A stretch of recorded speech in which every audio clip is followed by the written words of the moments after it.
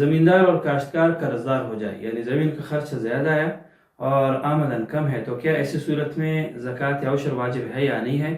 اس مسئلے کو سمجھنے کے لیے مکمل بیان سماعت فرمائیں۔ زمین پر دو قسم کے خرچے کیے جاتے ہیں، ایک تو وہ ہے جو فصل پکنے سے پہلے ہے، جیسے ہل چلانے کا خرچہ ہے، یوریا، زار اور ڈیزل وغیرہ، اور فصل کی کٹائی ہے، تھریشر ہے، اور دوسرے وہ خرچے ہیں، اخراجات ہیں جو فصل پکنے کے بعد ہے، جیسے بوری ہے، کریٹ ہے، اور گاڑی کا کرایہ اور کوٹھی والے کا کمیشن، مزدوری وغیرہ۔ تو فصل پکنے سے پہلے جو خرچے ہیں وہ نہیں نکالے جاتے، فصل پکنے کے بعد جو اخراجات ہیں ان کو نکالنے کی گنجائش ہے فتاویٰ تاتارخانیہ کے مطابق، اس میں یہ جزیہ موجود ہے۔ اور اب صورتحال یہ ہوا کہ زمین کی جو آمدن ہے وہ کم ہے، جب حساب کیا گیا زمیندار اور بزگر مزارع اور ٹھیکیدار مزارع، جب حساب کتاب کیا تو خرچے زیادہ آ گئے، اور بزگر کے لیے، ٹھیکیدار کے لیے، مزارع کے لیے، زمیندار کے لیے کچھ بھی نہیں بچا، سارے خرچوں میں چلے گئے۔ یوریا والے نے اپنی رقم اٹھائی، اور ہل چلانے والے نے اپنی رقم اٹھا لی، اور اسی طرح کچھ کھانے پینے میں خرچ ہو گئے۔ تو جب حساب کیا گیا ان کے پاس کچھ بھی نہیں بچا، تو کیا ایسی صورت میں اس پر عشر لازم ہے؟ جی ہاں، عشر لازم ہے۔ اس کی وجہ یہ ہے کہ جو کھیتی باڑی ہے اس کے لیے حضرات فقہاء رحمہ اللہ تعالیٰ نے احادیث کی روشنی میں واضح طور پر یہ حکم لکھا ہے کہ فصل کی آمدن میں خرچے حساب نہیں کیا جاتے، اور بدائع و صنائع میں، فتاوی شامیہ میں واضح طور پر لکھا ہے کہ اس میں ہل چلانے کا خرچہ، اور اسی طرح اس میں نہر کدائی صفائی کا خرچہ ہے، اور فصل پر جو بھی خرچہ کیا جاتا ہے ان میں سے کسی پر بھی یہ خرچے حساب نہیں کیے جائیں گے۔ تو بغیر کسی خرچہ نکالنے کے عشر نکالنا ہے۔ اور شامیہ میں یہ بھی لکھا ہے وَيَجِبُ مَعَ الدَّيْنِ، قرضوں کے ہونے کے باوجود یہ عشر لازم ہے۔ لہٰذا اگر حساب کتاب کے بعد کسی کے پاس کچھ بھی نہ بچے تو پھر بھی جتنی آمدن ہوئی ہے اس میں سے فصل پکنے کے بعد والی جو اخراجات ہیں انہیں نکالا جائے، باقی جو کچھ بھی بچے اس میں اس کے ذمہ جتنا عشر بنتا ہے یہ اس کے ذمہ ہے۔ اگر ابھی اس کے پاس نہیں ہے تو بعد میں دے دے، گویا کہ وہ اللہ تعالیٰ کا قرض دار ہو گیا، اللہ کا حق ہے یہ دینا ہے، کیونکہ قرض خواہ بندوں کا ہو یا اللہ کی جانب سے ہو، ادا کرنا تو لازمی ہے۔ اب گویا زکوٰۃ اس کے ذمہ قرض ہو گیا، زکوٰۃ دینا تو لازمی ہے، عشر ادا کرنا تو لازمی ہے۔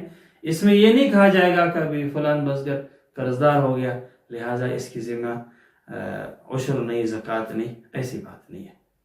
اگر اس کے پاس نہیں ہے تو ٹھیک ہے، ذمہ پر ہے، جب ہاتھ میں کچھ آ گیا تو پھر عشر ادا کرے، زکوٰۃ ادا کرے۔ اس میں ایک اور مسئلہ بھی یاد رکھے، بسا اوقات یہ مال منڈی نہیں لے گیا، گھر میں استعمال کر رہے ہیں، کوئی مہمان آیا تحفے میں اسے دے دیا، ٹماٹر دیا اسے، پیاز دیا اسے، یا کھیتی باڑی کے جو بھی دوسرے فصلیں ہیں ان میں سے کچھ ہدیہ دے دیا، تو جو کچھ خود استعمال کرے یا کسی کو ہدیہ میں دے دے، ان کا بھی عشر لازم ہے، ان کا بھی زکوٰۃ لازمی ہے، یہ بھی ان کا حساب رکھنا یہ ضروری ہے۔ عموماً لوگ اس کو حساب نہیں کرتے، تو یہ ضروری چیز ہے۔ اور اسی طرح عشر میں پھر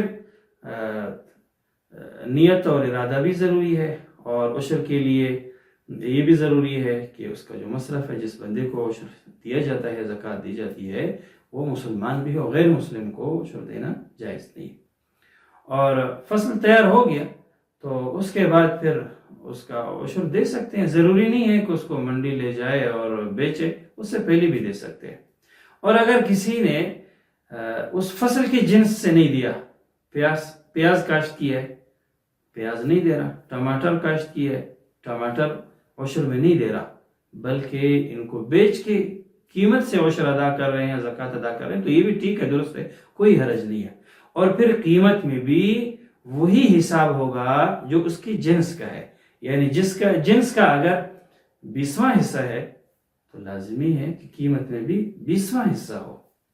بعض لوگوں کو یہ غلط فہمی ہوئی ہے کہ اگر مال منڈی پر لے گیا بیچ دیا تو پھر یہ مال تجارت کی طرح 1 لاکھ میں 2,500 روپے زکوٰۃ اور عشر ادا کرے. ایسا نہیں ہے. جب اس نے یہ مال منڈی پر لے گیا، جنس کی بجائے اس کی قیمت دے رہے ہیں، تو اگر اس کی پانی پر خرچہ ہے تو نصف عشر لازم ہے، یعنی 20واں حصہ. 1 لاکھ میں 5,000 روپے، 2,500 نہیں ہوتے. ہاں خشکابہ ہو، بارش کے پانی سے آباد ہو رہی ہو تو پھر ایسی صورت میں عشر لازم ہے، یعنی 10واں حصہ. 10 میں 1 لاکھ میں 1 لاکھ میں 10,000 لازم ہوگا. تو اگر اس جنس سے دینا چاہیں تو بھی یہی حساب ہے، اور اگر اس کی قیمت دینا چاہیں تو قیمت کا بھی یہی حساب ہے. اچھا، ایک اور بات بھی اگر ذہن میں رکھے، اس پر عمل کریں تو بہت مفید ہے. بلکہ ہمارے بعض فقہاء رحمہ اللہ تعالیٰ نے اسی کو لازم قرار دی ہے.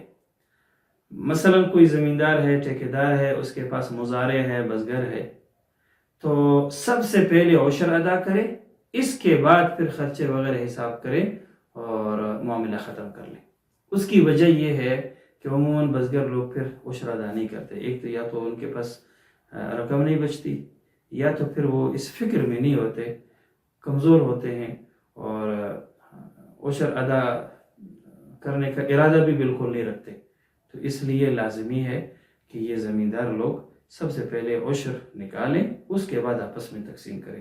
مفتی رشید احمد رحمہ اللہ تعالیٰ نے احسن الفتاویٰ میں اسی طرح لکھا ہے، اور کتب عربیہ سے اس نے حوالے بھی پیش کیے ہیں کہ یہ لازمی ہے کہ زمیندار لوگ سب سے پہلے عشر ادا کریں، اس کے بعد پھر آمدن آپس میں تقسیم کر لیں.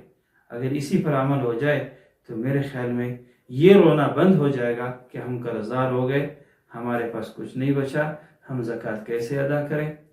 حالانکہ بعض علاقے ایسے بھی ہیں ان پر عشر 20واں حصہ یعنی 19 حصے اس کے ہیں، 1 حصہ عشر کا ہے، 19 حصے سے اس کے اخراجات بھی پورے نہیں ہوئے، اس کے خرچے بھی پورے نہیں ہوئے، اور اسی 1 حصے کے پیچھے لگا ہوا ہے کہ میں تو قرض دار ہوں، میرے ذمہ کوئی زکوٰۃ نہیں ہے. اور پھر بعض مولوی صاحبان بھی اسی طرح فتویٰ دے دیتے ہیں. حالانکہ ایسا نہیں ہے. اس میں قرضہ حساب نہیں ہوتا، اس میں خرچہ حساب نہیں ہوتا. پوری تفصیل میں نے عرض کر دی ہے.